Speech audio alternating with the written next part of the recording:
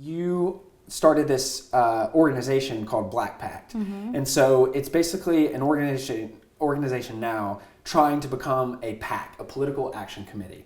So a PAC is basically a political action committee can give anywhere between $5,000 to any one candidate for any election, and then $15,000 annually. And then a super PAC is one that can get unlimited campaign contributions. So basically the idea is that you're committed to creating a social contract among Black American descendants of slaves, ADOS, that we talked about, to be politically, economically, and socially responsible for one's interest, for another's interest as for each other's interest. Oh, for each other's excuse me, as a cultural collective. So we make a pact to organize the masses of our peoples to allies to push a political agenda that not only represents the members of our organization, but to work against policies that adversely affect our communities. So before we get to the single goal and like the 5 kind of points that we have, what were kind of the surrounding circumstances? Like what kind of made you, obviously we talked about you running, but then to set up an organization and do the whole 9 and paperwork, what kind of spurred that on? Pretty much, I started Black Pact the day after Donald Trump was elected.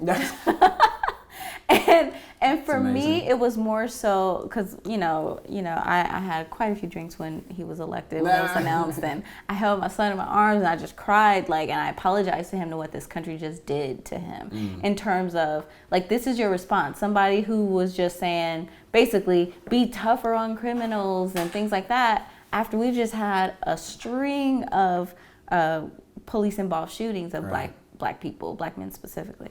And it was just, something has to be done. And something has to be done to bring Black folks together for us to aggregate our funds, push our candidates, and push an agenda. If people were not happy with Hillary Clinton, it should have been known. You know what I mean? For folks to not just come out. And then, of course, we later find out it was all this Russian propaganda and all these other things. But I just felt like we need a central place where we come to get our politics, we look over the candidates, and we decide who we're going to endorse. And all Black folks in the community get this memo or your slate of who to vote for in your specific area, and we'll have our money to push certain candidates. Because too many people are afraid to say Black. Too many people. But we continue to do politics for all of these other people, and it's adversely affecting us, Even when you think about the 1964 Civil Rights Bill and how that was kind of the catalyst for the immigration bill. Yes. Okay. You have a lot of immigrants who come here who are not only anti-Black, they're anti-Black politics, and they fight Black Americans on affirmative action. It's like, how do you reconcile the two? It's fine that certain communities have their own specific politics. Sure, there's going to be tension. But we're the only ones who do politics for everyone else, and and everyone else doesn't do politics for us. So we have to actually start getting on board with doing politics specifically for us. Yeah. Specifically, let's go into that. Specificity is why Black Pact exists, and why I started it, because we needed people who were not going to be afraid to say Black and Black politics and help fix the ills in the Black community specifically, because they were specifically done to us. Yeah, and it's not platitudes or narratives. It's literally I'm putting my money where my mouth is. We're literally having skin in the game in our community. Right, like they just passed.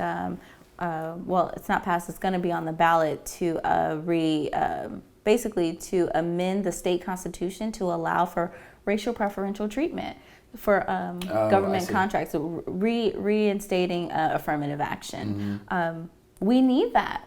When people think people think this is a meritocracy and that, you should be able to just work your way up. But you're removing the historical context of how Black people specifically were locked out of participation. You can't expect us all to be at the same level and perform at the same level when we've been under-resourced. Yeah, that's so funny. It's how can you pull yourself up by your bootstraps if you don't have any boots? I ain't got no boots.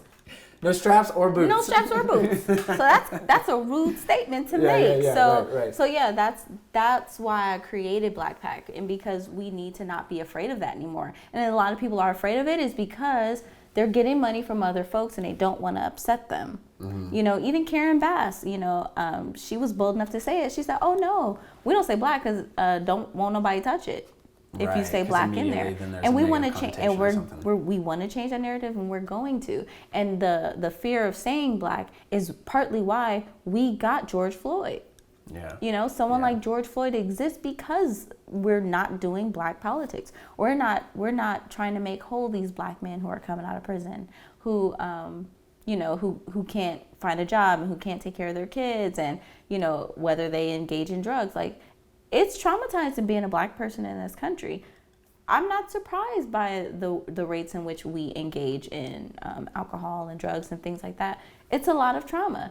Seeing all of these deaths and police killing black people, it's very traumatizing. Yeah. But we are continued to be penalized for it. White people do drugs just the same. Yep.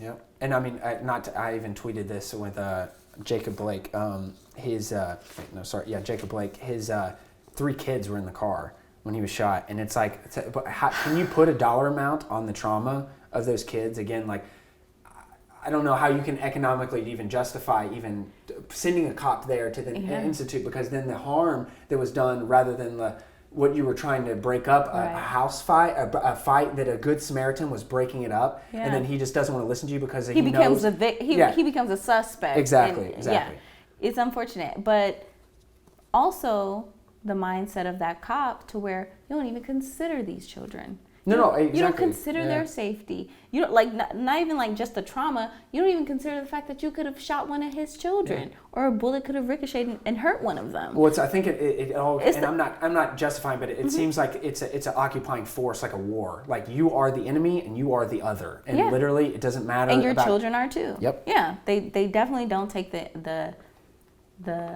human into consideration. Right. Yeah. Well, then. Taking back the human into consideration is what Black Pact's trying to do. So let's go through this.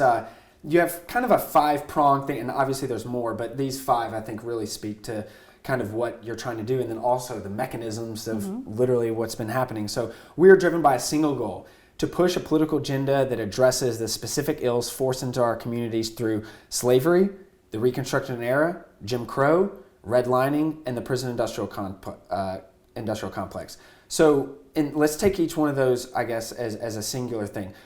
Slavery. So we talked a lot about ADOS and righting those wrongs, or having a type of reconciliation commission of some sort on a national level. So, like, is there any other things that you would say in terms of slavery? Like, what are some other goals or things around that goal? In terms of, like, the redress for it? Well, yeah. So let's go through each one. And so it's like slavery would be and ADOS becoming more of a prevalent thing, you know, and then also a reconciliation about slavery in general, you know, that. So what are there any other kind of real specific things that we could do to I mean, cash reparations, absolutely. Okay. Just bring the bag and we'll talk later. Bring the bag.